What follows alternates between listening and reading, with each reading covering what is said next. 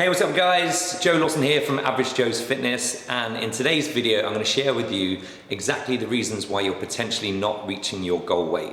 Now whether this is to lose weight, to maintain, or to put weight on, this potentially could be the reason why it's not happening for you. Now then, before we get into it, let me ask you a question. Have you ever been on a diet? Have you tried the new fad? Or maybe you've even tried a juicing plan and it just hasn't worked out for you. Maybe you've lost the weight, you put the weight back on, you end up yo-yoing, or you can't even lose the weight in the first place.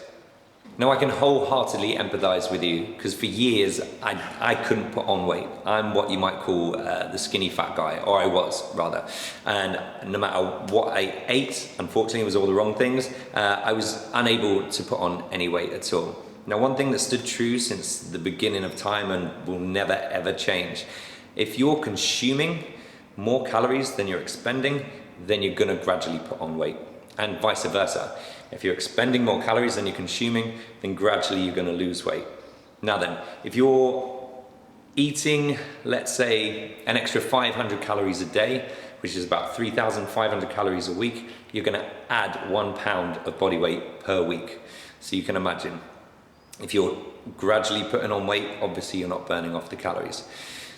Okay, so for us to work out exactly how many calories you need per day, we need to first work out your BMR, which is your Basal Metabolic Rate. Now this is how many calories your body needs to survive, basically if it's sedentary. So after that, we work out how many calories you would consume throughout the day, and then whether we want to be on a deficit or if we want to actually add more calories. So first of all, we're going to work out our BMR. Grab yourself a pen, I want you to write this down.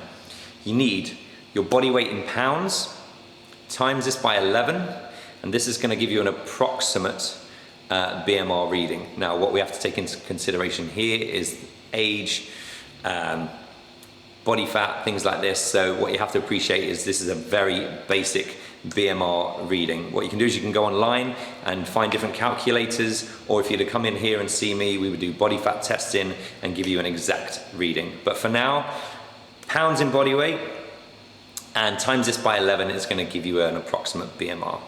Now after this is how we need to work out how many calories you're expending throughout the day. Now there's a few different theories out there. We've got the Catch-McCardle formula, the Harris-Benedict equation, and these are all basically different methods and equations for working out how many calories people burn throughout the day. Now what we also have to take into consideration is everybody's different. Everybody's as different on the inside as we are on the outside. So I might burn more calories carrying out an exercise than you. So what we have to appreciate is this is going to be ever evolving. Okay, we need to track our progress and make minor adjustments. So once we've got our BMR, what you need to do is figure out exactly how many more calories you're going to need to get you out throughout the day. So let's say we have an office worker, okay, so they're sat down a lot of the time, they're not really doing a maintenance style job, but they're working out in the gym maybe 4 times a week. Okay, so you take your BMR and you would times that by 1.4. Now at the bottom of this video I'm going to put a list so you know exactly which bracket you fall into, because you could be a 1.2. This is a very, I guess, lazy person, sedentary, doesn't really do much activity, so you would only times your BMR by 1.2. Then at the other end of the scale, you might have somebody that has a really active job and they train like 6 days of the week in the gym, and they'd be like 1.9 or 2 even, sort of like right up there. So they're gonna be burning a lot of calories. Now what we need to do after this is track our progress, okay? My biggest advice would be to get an app called MyFitnessPal. It's easy, it's great.